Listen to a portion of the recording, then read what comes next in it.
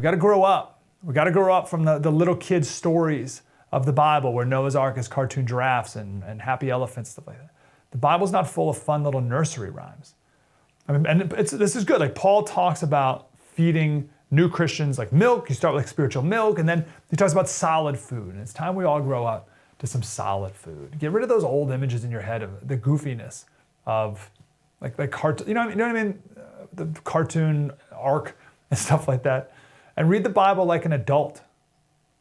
Read it like an adult. The quote I was quoting a second ago was the Luke 12:51, when Jesus said, "Do you think I came to bring peace on earth? No, I tell you, but division."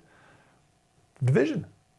From now on, there will be 5 in one family divided against each other, 3 against 2, 2 against 3, all the rest, right? Again, Magi, King Herod, right? Magi worshiping Jesus. Herod wanting to kill him right in the beginning. You got to pick a side. This idea that Jesus brings people together, and I guess as the Reverend was saying, like both are true. If you choose to make him Lord of your life, and so do I, then we have that in common. There's unity now between us when maybe there wouldn't have been in the past. That's fantastic. But if not, then no. Jesus is oil to the world's vinegar. We have to graduate from Sunday school Jesus and know every facet of him and the Bible. Stop with this baby Jesus, this version of Jesus carrying the lamb. Wake up to the Revelation version of Jesus, the Jesus that he is today. Revelation 1:9, give it a read. With eyes burning like fire and a thundering voice, with stars in his hand, and a sword coming out of his mouth. His entire face like the sun shining at full strength.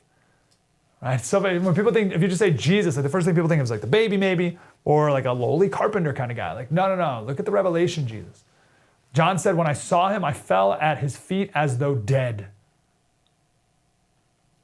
Every knee will bow, one way or the other. We have this kumbaya Jesus in our head, right? But Luke 11:23, he who is not with me is against me. It's not very uniting. When they would accuse Jesus of casting out demons in the name of Satan. I mean, that's where Jesus said, that's the scene right there about dividing, where Jesus, right before that, he says, a house divided itself cannot stand. A house divided against itself cannot stand. That's the line that Abraham Lincoln took, of course, to talk about the United States of America with slavery. That's where he got it, from this section of Luke, from Jesus' own words. Isn't that amazing? But the line right after, a house divided against itself cannot stand, is he who is not with me is against me. I think one reason, one of many reasons, why people don't want to be a Christian or don't want to read any more into it is because they think the Bible is just too kiddie. It's too kiddie. It's like Coco Melon.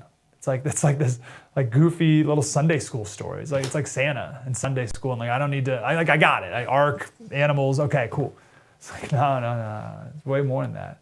It's serious stuff. Get serious. Think about life and death.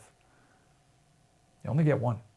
Hey, thanks for watching that clip. There's obviously much more to that. You can go to thefirsttv.com/support and watch the rest of it. This special is called The Killing of Jesus. And if you like this content, we have a lot more with our podcast, Politics by Faith, where we combine the politics of the day and the history and truth of the Bible. Politics by Faith is the name of that podcast. You can join us there.